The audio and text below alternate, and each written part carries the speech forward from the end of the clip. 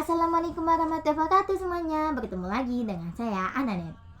Oke, bagaimana kabar kalian? Semoga kalian selalu sehat selalu ya. Terima kasih ya sudah menonton video ini sampai habis dan subscribe channel ini teman-teman. Bagi kalian yang belum subscribe, saya mohon subscribe dulu ya teman-teman, biar saya lebih semangat lagi untuk ngontennya. Oke, terima kasih teman-teman. Saya doakan yang terbaik buat kalian dan juga buat negara tercinta kita, yaitu negara Indonesia teman-teman. Oke teman-teman, seperti biasa teman-teman.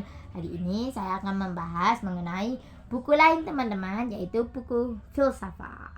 Nah, kenapa kok gak bahas abad ke-20? Nanti kalian takut bosen teman-teman. Saya takutnya kalian bosen. Jadi saya mau meringkas buku dikit-dikit ini, buku lain dikit-dikit ini teman-teman. Nah, buku filsafat untuk anak-anak. Nah, filsafat kan pelajarannya berat Mbak Ana. Emang gak apa-apa untuk anak-anak gitu. Gak apa-apa. Ini bukunya sangat mudah dimengerti kok bagi seumuran saya. Ini targetnya kan anak-anak kayak di usia saya gitu, 12 tahun, 13 tahun, 14 tahun gitu ya teman-teman. SMP ya, mau kayak kelas 4 sampai kelas berapa gitu, sampai kelas 9 gitu. Nah itu ya teman-teman. Nah ini targetnya. Kalau masih terlalu dini itu masih belum paham ya. Tapi yang seusia saya ini aku sangat cinta banget sama buku ini teman-teman. Saya sampai membacanya sampai 2 kali dan ketiga kalinya bersama kalian. Oke. Kan kita kan dari kecil kan selalu diajarin ya teman-teman bahwa ini nggak boleh, itu nggak boleh gini ya. Tapi kita itu kurang tahu alasannya mengapa itu nggak boleh gitu ya. Mengapa mencuri itu tidak boleh, mengapa buat bohong itu tidak boleh gitu. Nah, mengapa gitu? Kalau orang-orang yang bisa menjawabkan ya gak apa-apa kan ya. Kalau orang yang nggak bisa menjawab ya paling gitu ya, karena dosa gitu ya. Lah iya, kenapa kok dosa gitu? Nah kan ya, anak-anak yang suka bertanya kayak saya, ya gitu ya teman-teman. Ya, di buku ini bab pertama yaitu membahas mengenai mencuri teman-teman. Nah, mencuri kan itu termasuk melanggar norma ya teman-teman. Nah, norma. Mengapa kok bisa melanggar norma Mbak Ana? Terus mengapa kok orang mencuri itu udah dapat dosa dihukum juga gitu ya? Nah, karena mencuri itu merugikan banyak orang teman-teman. Nah, merugikan banyak orang maksudnya gimana Mbak Ana merugikan banyak orang? Contoh teman-teman, jadi Pak Budi itu mendapatkan musibah, yaitu motornya hilang teman-teman. Nah, karena itu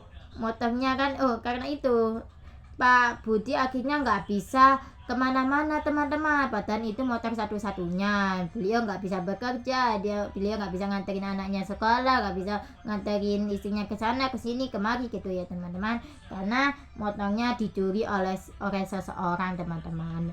Bagi saya, orang yang mencuri adalah orang yang egois banget teman-teman. Nah, mengapa saya bisa bilang seperti itu?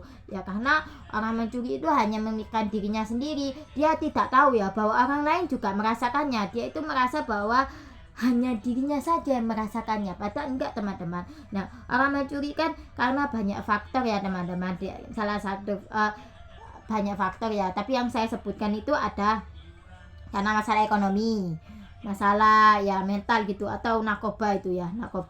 Nah itu kalau masalah ekonomi teman-teman, sampai melakukan mencuri, bagiku itu masih salah teman-teman. Mengapa bisa kayak gitu? Nah, karena kan kalau ya beliau itu memiliki fisik yang sehat gitu ya, aslinya kan bisa kerja yang lain teman-teman, seperti jadi kuli ya, jadi apa ya walaupun cari kerja sekarang itu susah ya, tapi kan gak sampai melanggar norma gitu ya teman-teman. Banyak orang yang ya juga mengalami masalah yang sama, yaitu ekonomi ya. Mereka itu serba kekurangan tapi gak sampai mencuri seperti orang-orang yang nekat mencuri ini teman-teman. Makanya saya berani bilang gini bahwa orang yang mencuri adalah orang yang egois teman-teman. Walaupun beliau alasannya ini sampai kelaparan gitu ya. Tapi kan kalau beliau masih ada ngemis gak tahu saya.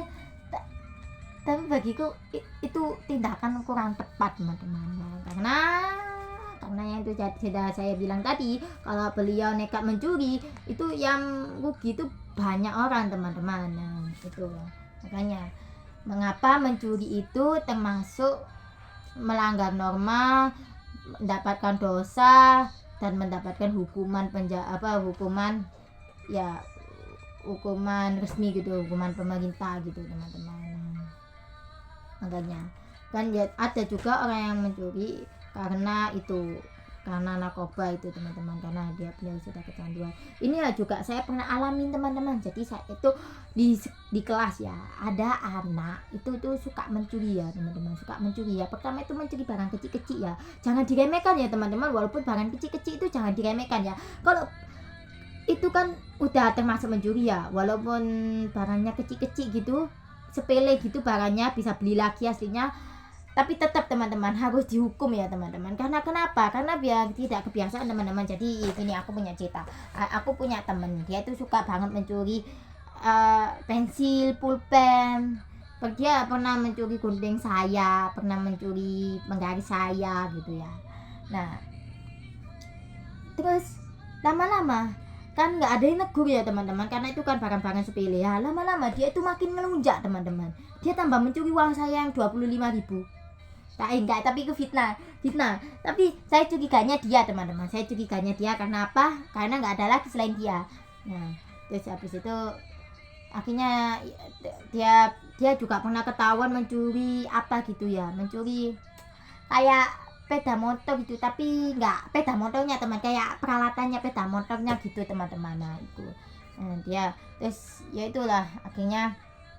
Tapi yang tadi asumsi saya yang uang saya hilang 25 gitu hanya asumsi saya teman-teman. Ya Allah, astagfirullah, ya Allah ampunilah salah, ya Allah saya fitnah ke dia, tapi nggak tahu bagi kalian gimana teman-teman, maaf ya. Nah itu, nah dia itu pernah mencuri peralatannya sepeda motor gitu.